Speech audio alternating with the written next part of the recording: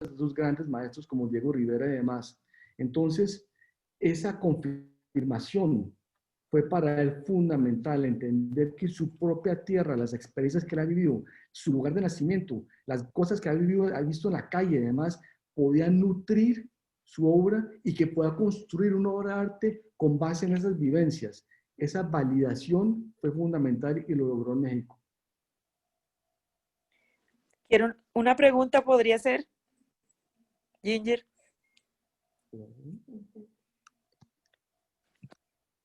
Hola, Ginger, ¿podría hacer una pregunta?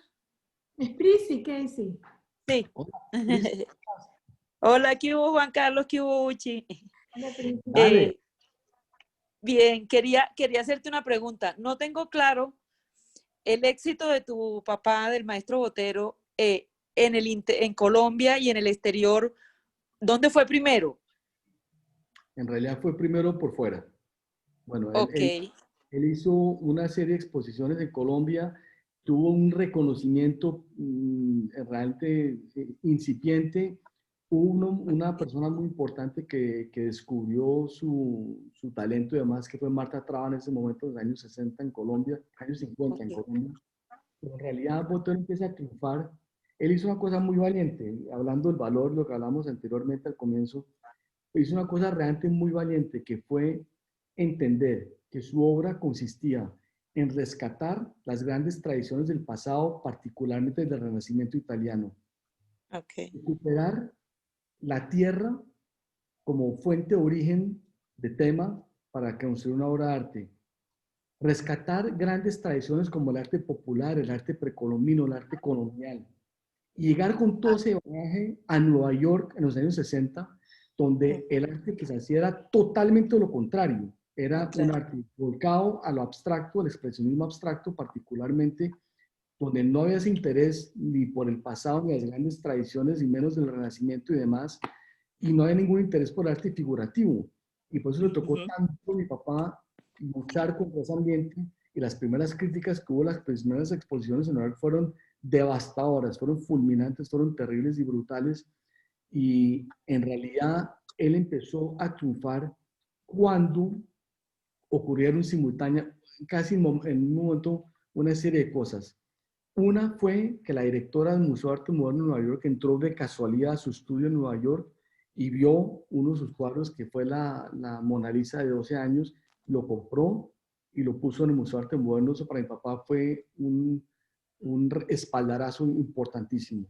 Y después de una serie de exposiciones que hizo en Alemania, ahí empezó a triunfar a nivel internacional, y poco tiempo después lo contrató la Galería Marlboro, que era la galería de arte más importante en esa época. Solo había 9 artistas, no es como hoy día que la galería tiene muchísimos artistas.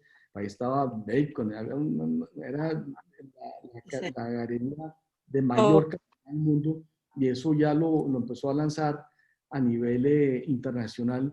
Para nosotros fue, que éramos muy pequeños en ese momento, entendimos que algo estaba pasando cuando una vez un coleccionista le dijo que quería cambiar un cuadro por un automóvil casi de carreras que él tenía. Y nosotros decíamos, pero ¿cómo es posible? Un cuadro de mi papá por un automóvil, que lo cambie ya, inmediatamente. Eso sí, alcanzó la cima del éxito. Mi papá dijo que no vendía el cuadro, no lo cambiaba, porque el cuadro ya valía más que un carro en esa época. Pero para nosotros eso fue una cosa revolucionaria, entender, porque lo veíamos en esa pobreza, y de repente cambiar un cuadro por un automóvil, nada más un automóvil era un Camaro, me acuerdo, de casi carreras, una cosa que nos parecía, a mi hermano y a mí nos parecía maravilloso, y entendimos que ahí había habido un cambio cualitativo en la apreciación que había en torno a él.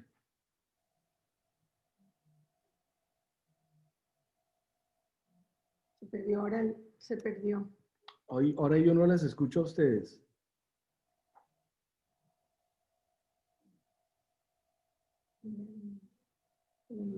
Ya. Winchi. Bueno, Ya. mientras hay otra pregunta. Bueno, mientras que haya otra pregunta, quería como aclarar qué fue primero en la pintura o la escultura, o se dieron coetáneamente. No, la pintura. Él comenzó como pintura, principalmente, más aún. A comienzos de los años 70, él pensó que si quería hacer escultura, tenía que hacer una pausa en la pintura. Duró 4 años dedicado exclusivamente a aprender la técnica de la escultura, exclusivamente. Y se hizo esas exposiciones que todos hemos visto, todos hemos sabido a nivel de por lo menos 20 ciudades principales, las esculturas monumentales que llegaron a diferentes ciudades como Madrid, París, Nueva York, Chicago, Washington, etcétera. Lo increíble de esas exposiciones, dicho sea de paso, es que ahí ocurrió una cosa que nunca había ocurrido antes. La gente tenía que acudir a la galería, al Museo del Prado para ver la obra de arte. En esta ocasión, la obra de arte llegaba a donde estaban las personas, a las grandes avenidas, a los Campos Elíseos de París, en la Paseo de la Castellana de Madrid, en las grandes avenidas de Washington, en los canales de Venecia, etcétera. Park Avenue, Nueva York.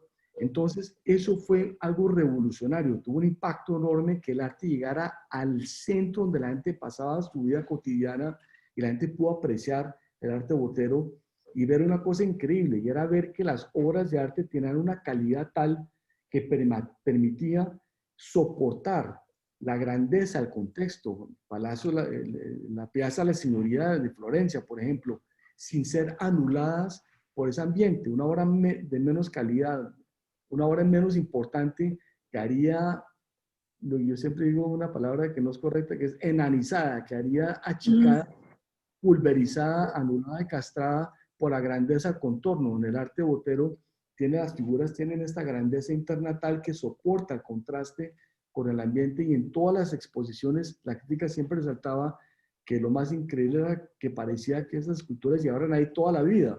O sea, podían aclimatarse con ese ambiente tan desafiante, tan exigente, tan difícil, y sin embargo soportar de una manera airosa y triunfal ese contraste, esa comparación, ¿no? ¿Hay alguna otra pregunta? Mientras tanto, Juan Carlos, ¿ustedes son conscientes de la genialidad con la que conviven? Hoy en día sí, pero mira, te voy a decir una cosa, hay que reconocer, mi madre, cuando mi padre se casa con mi madre, fue muy difícil para ella porque obviamente mis abuelos no querían que mi mamá se casara primero con alguien de Medellín, ellos querían que se casara con alguien de Bogotá, y no querían que se casara con un artista muerto de hambre, querían que se casara con, no sé, un señor del con club, una vena de esas. Entonces, claro, les dio durísimo que mi madre escogiera de marido a Fernando Botero, que no tenía 2 centavos en donde caer muerto. Pero hay que reconocer que mi madre tuvo una cosa increíble, que fue la primera persona en captar que Fernando Botero era un genio. Y fue la primera en creer en él y en apoyarlo de esa manera. Y la verdad, ella siempre dijo, siempre falleció como todos sabemos no hace mucho, pero ella siempre dijo que Botero era un genio y que era evidente desde muy joven. Pero en realidad la única que se dio cuenta en ese momento fue ella. Y me pareció siempre admirable. Entonces, hoy en día, claro, hoy en día, después de lo que hemos visto, el nivel de éxito que hemos visto mi padre, que es una cosa increíble, el arte, su arte que realmente es universal. Es que cuando tú vas a la China y ves este éxito tan extraordinario que tuvieron las exposiciones que hizo Botero en la China, el artista salió de Medellín, Colombia, y de repente vas, caminas por las ciudades de Vietnam y en la plaza de mercado están reproducciones de Botero en la calle y la gente diciendo Botero, Botero, caminando por el zócalo de Marruecos y la gente diciendo Botero, Botero. Es algo que realmente muestra la universalidad de su obra, cómo ha alcanzado a trascender fronteras. Entonces, claro, hoy para nosotros es evidente, salta a la vista y es realmente algo extraordinario, y vivimos llenos de orgullo y felices con ese resultado, y muy contentos que mi padre ha podido disfrutar en vida este éxito tan extraordinario. Pero fíjate una cosa que es increíble, es muy importante porque el éxito es la gasolina para un artista, porque siente que está siendo reconocido, que está haciendo que su obra está llegándole a la gente, que hay un feedback, que hay una respuesta que está llegando. Eso es muy importante. Pero para mi papá, en realidad, nada de eso es importante. Lo que importa es la creación de la obra. Nosotros hemos estado con él en grandes exposiciones, que en realidad que son faenas agotadoras porque le toca las entrevistas, la exposición, la inauguración, los cócteles, la cosa, y al día siguiente llega a su estudio y cuando que nosotros estamos todos pulverizados del cansancio, agotados de esa faena tan increíble, al día siguiente temprano en la mañana está mi papá otra vez en su estudio pintando con la misma disciplina de siempre, buscando otra vez soluciones a los eternos problemas del arte y esa consagración a su oficio, lo que me parece realmente extraordinario. Es un artista verdaderamente de los puros, de los clásicos de la antigüedad y me parece extraordinario que sea así.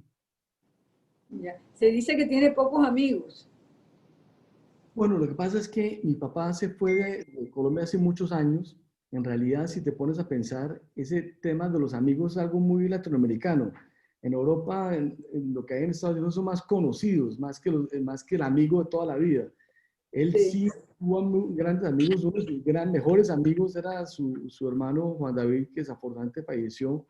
Y hoy día sus grandes amigos somos nosotros, los tres hijos, que son los que más compartimos con él. Pero hay una persona que es la más importante en su vida, con la cual él comparte absolutamente todo, que es su gran amiga, que es su compañera, que es Sofía Bari, que es una artista consagrada también, una mujer extraordinaria, de una sabiduría maravillosa, y hablan todo el día de arte. Mi hermano tiene una anécdota muy simpática.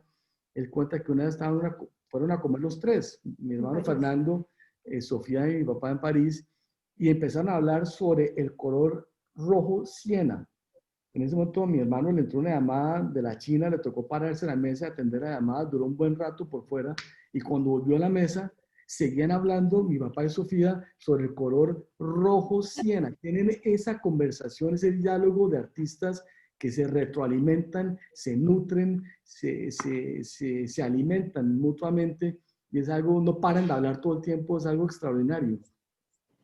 Qué maravilla que ustedes hayan podido compartir esa vida tan fructífera y al mismo tiempo maravillosa y al mismo tiempo productiva. Es una bendición realmente como familia teniendo lo que el genio que tienen a su lado, pero en la cotidianidad es genio. ¿Se muestra genio o no? Sí, sí se muestra Sí. por las cosas que dice, por las cosas que Ah, dice. eso. Realmente, mira, te voy a decir un ejemplo.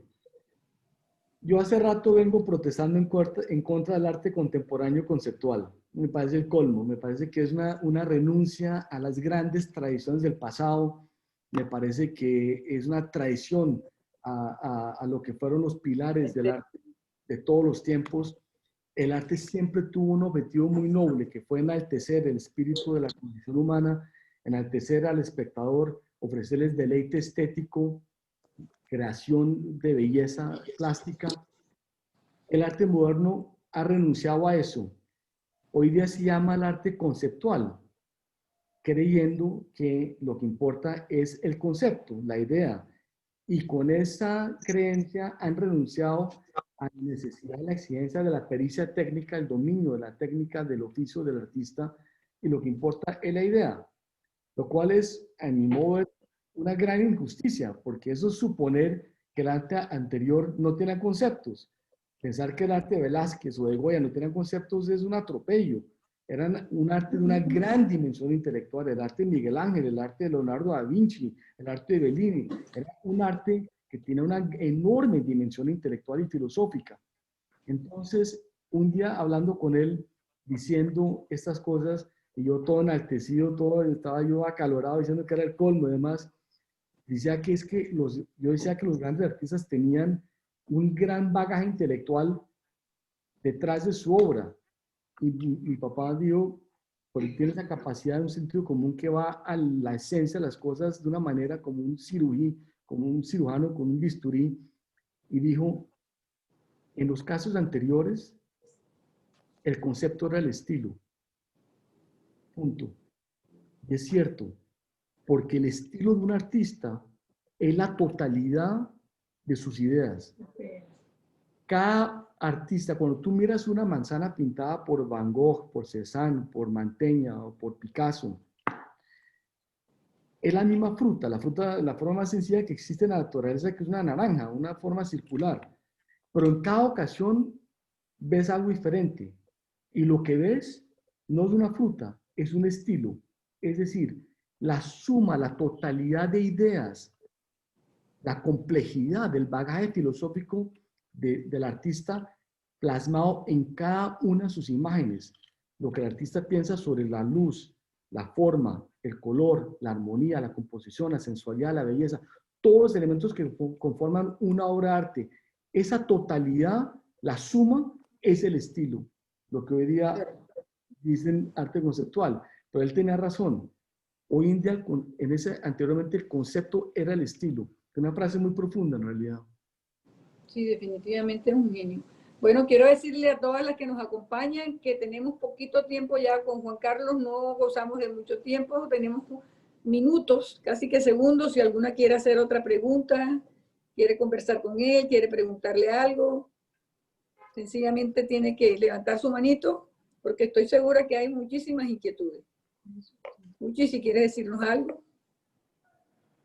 Yo, bueno, he sido afortunada tener el privilegio de tenerlo como suegro, como el abuelo de mis hijas. Veo el ser humano, además del artista, y es la persona que no hay un solo cumpleaños de alguno de nosotros que él no llame. Bueno, aparte de mi abuelita Clarita, que también se hace presente, pero es una persona que nuestra hija Natalia ahorita con el tema del COVID no se pudo ir a la universidad, él está pendiente cuando se va Natalia, le cancelaron, no le cancelaron. Cuando estamos en Pietrasanta, que es ese momento familiar tan importante, él reparte a las personas alrededor de la mesa, de manera que rota a todos los nietos para tener la oportunidad de escucharlos. Es un gran escucha, siempre está con un oído viendo a ver en qué está la conversación. Tiene 88 años, se lee todos los periódicos del mundo, está más actualizado que cualquier persona, es la persona más cariñosa, cálida y generosa, porque no es generoso solamente con sus cosas materialmente, sino con su tiempo, con sus consejos. Es muy cercano a sus hijos y ha logrado que sus 3 hijos sean como una piña, así de unidos permanentemente. ¿Para qué? Pero es el eje de una familia que yo obviamente quiero y admiro muchísimo. Y he tenido palabras con mis hijas, mis hijas, al principio igual, ellas no medían la dimensión de su abuelo, pero a medida que han ido creciendo se han dado cuenta, no hay, Natalia la mayor es más discreta y nunca dice su apellido porque le da a veces pena que se lo reconozcan, pero es que no se montan en un taxi, no pagan una factura, no llegan, que cuando dicen Botero preguntan, ay, como el famoso artista, y Juan Carlos no lo dice. Y si alguien lo reconoce, ¿qué? O sea, lo reconocen en cualquier lugar del mundo y eso es un orgullo muy grande. Muy lindo testimonio, qué rico poder compartir con una persona así una vida interesante. Bueno, Juan Carlos, ¿quieres algo más? Tú que eres abogada, el otro día tuve un problema con un abogado y nos decía, es que los abogados, no sé por qué tengo tanto, el único, ¿cómo era el tema? Los abogados son todos ladrones menos Uchi, que también es abogada. ¿Se acordaba que era abogada?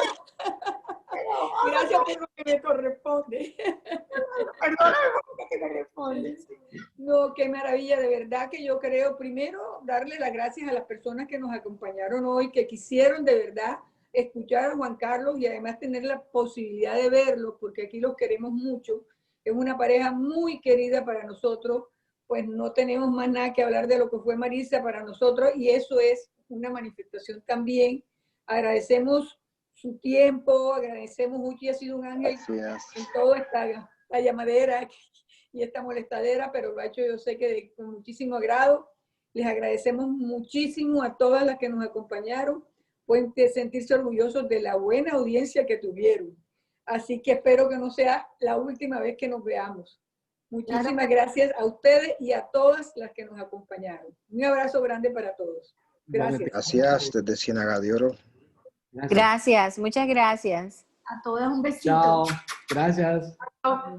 Yo soy la anfitriona, voy a dar por finalizado, muchas gracias, compartimos con mi familia, ya voy a finalizar a todos, entonces ya se les va a ir la imagen, aquí finalizar la reunión para todos, fue un placer, hasta luego. Chao.